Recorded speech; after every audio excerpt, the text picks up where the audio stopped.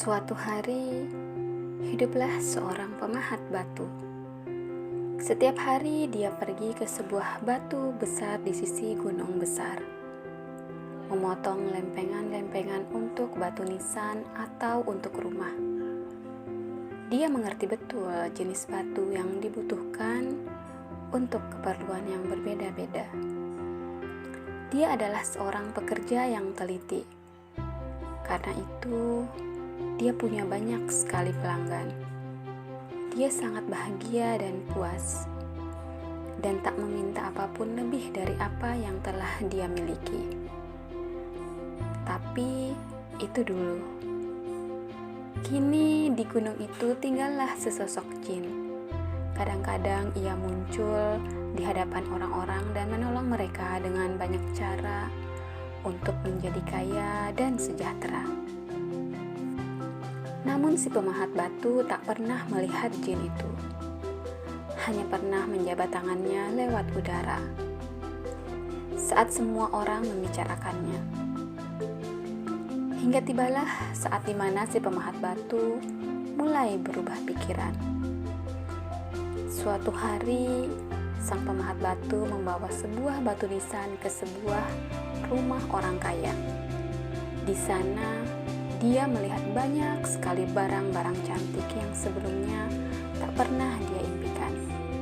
Tiba-tiba, pekerjaannya sehari-hari nampak lebih sulit dan lebih berat. Dan dia pun berkata pada dirinya, "Seandainya aku adalah orang kaya dan bisa tidur di ruangan bertirai sutera dengan rumbai emas, pastilah aku bahagia." Dan sebuah suara menjawabnya, "Keinginanmu telah didengar. Jadilah kamu orang kaya." Sang pemahat batu mencari-cari sumber suara itu, tapi tak melihat seorang pun. Dia berpikir bahwa itu hanyalah hayalannya. Dia mengemas semua perkakasnya dan pulang ke rumah. Hari itu dia merasa seperti tak ingin bekerja lagi. Tapi saat dia sampai di rumah kecil yang dia tempati, dia tertegun. Di depannya berdiri sebuah istana megah, bukan pondok kayu miliknya, berisi perabotan yang sangat mewah, dan yang paling mewah adalah ruang kamarnya. Persis seperti yang diinginkannya, dia hampir gila karena gembira. Dengan hidup barunya, dia cepat melupakan masa lalunya. Sekarang mulai masuk musim panas. Setiap hari, matahari bersinar lebih terik. Suatu pagi, panasnya begitu luar biasa, hingga pemahat batu kesulitan bernapas. Dia memutuskan untuk tetap di rumah sampai malam. Dia merasa bosan, karena dia tak pernah belajar cara menghibur diri sendiri. Dia mengintip dengan mata setengah tertutup, melihat apa yang sedang terjadi di jalan. Saat itu, ada kereta kecil melintas, ditarik oleh pelayan berpakaian biru dan perak. Ada seorang pangeran duduk dalam kereta itu, dan di atas kepalanya ada payung emas yang melindunginya dari sinar matahari. Seandainya aku adalah seorang pangeran. Pemahat batu itu berandai-andai lagi saat kereta itu menghilang di sudut jalan. Seandainya aku adalah pangeran dan bisa bepergian dengan kereta dan punya payung emas yang melindungiku, pastilah aku bahagia. Dan jadilah dia pangeran. Ada beberapa pelayan di depan dan belakang keretanya, berpakaian merah tua dan emas yang mengiringinya dan payung yang didambakan di atas kepalanya. Dia punya apapun yang diimpikannya, tapi tetap saja itu tidak cukup. Dia melihat air yang dia siram ke rumput. Air itu lenyap karena sinar matahari. Meski punya payung yang selalu melindunginya, wajahnya tetap saja menghitam. Dia pun menangis dalam marahnya. Matahari lebih kuat dari aku. Seandainya saja aku adalah matahari. Dan jin itu pun menjawab, "Keinginanmu telah didengarkan. Jadilah matahari." Maka jadilah dia matahari. Dia merasa bangga dengan kekuatannya. Dia menyinari semuanya, di bumi dan di langit. Dia membakar rumput di ladang dan membakar wajah pangeran dan orang miskin. Tapi dia cepat lelah dengan kekuatannya, karena tak ada lagi yang bisa dilakukannya. Ketidakpuasan sekali lagi mengisi jiwanya. Saat sebuah awan menutupi wajahnya dan menyembunyikan bumi darinya, sekali lagi dia menangis dalam marahnya. Apakah awan menahan sinarku dan lebih kuat dari aku? Seandainya aku adalah awan dan lebih kuat dari apapun. Dan jin menjawab, keinginanmu telah didengar. Jadilah awan.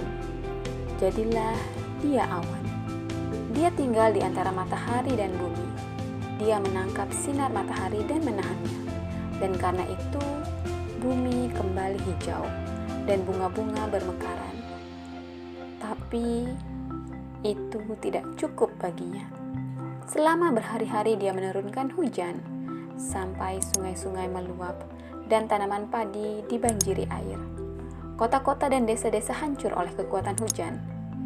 Hanya batu besar dan sisi gunung yang tak bergeser.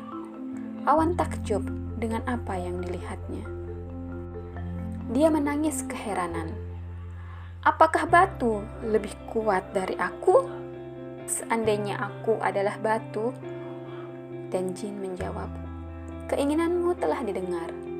Jadilah batu.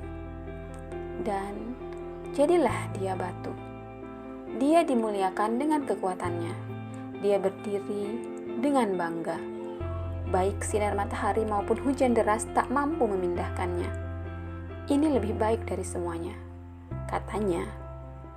Hingga suatu hari dia mendengar suara aneh di kakinya.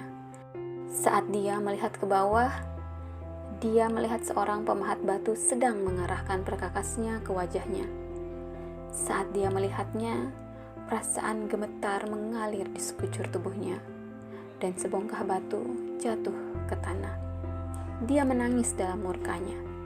Apakah hanya seorang anak lebih kuat dari sebuah batu? Seandainya aku adalah manusia. Dan jin menjawab, keinginanmu telah didengar. Sekali lagi, jadilah kamu manusia. Dan jadilah dia manusia. Ada keringat di alisnya. Ia bekerja keras lagi menjual potongan batu. Tempat tidurnya keras dan makanannya sedikit, tapi dia telah belajar untuk bersyukur dan tak pernah ingin lagi jadi sesuatu ataupun orang lain. Dia tak pernah meminta apapun lagi yang tak dimilikinya, atau ingin menjadi lebih besar dan lebih kuat dari orang lain. Akhirnya, dia hidup dengan bahagia. Dia pun tak pernah lagi mendengar suara jin dari gunung. Seperti itulah kita hidup. Tak penting apa yang kamu miliki. Yang terpenting adalah apa yang kamu lakukan dengan milikmu. Selalu ada seseorang atau sesuatu yang lebih kaya atau berkuasa darimu.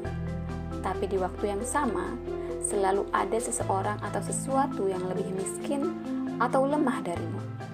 Jika kamu hanya membandingkan dirimu dengan orang lain atau sesuatu, kamu hanya akan khawatir dan terus berpikir, oh seandainya, maka kamu tak akan pernah puas dengan hidupmu. Sasarlah bintang-bintang, tapi kenali dirimu, dan tentukan kamu mau jadi siapa.